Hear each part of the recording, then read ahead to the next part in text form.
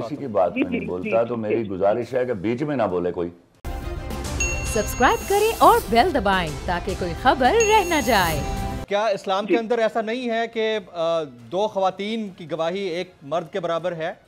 ये इंटरप्रेट गलत किया जाता है क्या ऐसा, जैसे बारी साहबा फरमा रही हैं?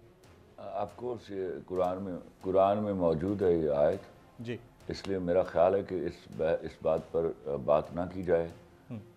इस पर खुदा न खास्ता ऐसी गुफ्तगू शुरू हो जाएगी जो नाचाकी का बायस बन जाएगी। तो अपने इल्म को थोड़ा, हम सब कम इल्म लोग हैं, तो थोड़ा आगे बढ़ के इसको जांच लेना चाहिए इससे पहले कि इस तरह की बात की जाए। पहली बात तो ये है। दूसरी बात ये है कि जिस शहादत की, जिस गवाही की ये बात कर रही हैं, अदालत में खड़े होकर जो हुक्म आया कि दो औरतों की गवाही एक मर्द के बराबर है जी, उस गवाही का कलमा पढ़ने की गवाही से ताल्लुक़ नहीं है।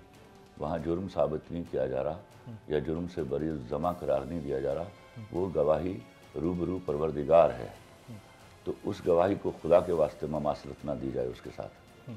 बहरहाल ये बहस जो है ये एक अलग चैप्टर है और इस पर मेरी गुजारिश सुन लीजिए। बारी साहबा उनको आर्गुमेंट कर लेने दें। कंप्लीट में देखिए, मैं किसी की बात में नहीं बोलता, तो मेरी गुजारिश है कि बीच में ना बोले कोई। हाँ, यू गिव हर टाइम कि वो इनका जवाब दे।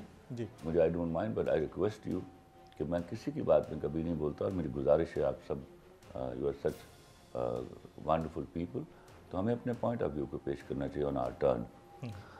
इशू ये नहीं है जमील फारूकी सर, हम कुछ जगहों पर फरजाना बारी साहिबा सही भी हैं कि हमारे यहाँ बहुत सारी मिस ट्रांसलेशंस भी आई हैं, लेकिन कुछ जगह इनके यहाँ कुछ ऐसा तबका है, एक ऐसा सेक्शन है जिसने ये ठान ली हुई है।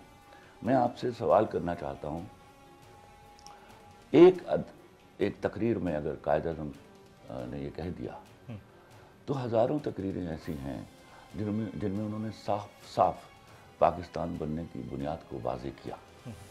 वो तकरीरें क्यों भूल जाते हैं आप लोग?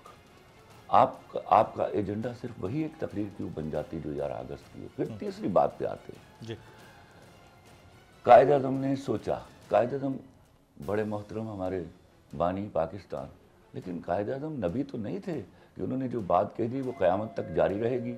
बाद में मासिस ने तय कर लिया, जमहूरी हुकूमत का, जमहूरी रियासत का ख्वाब भी तो उन्होंने दिया था ना।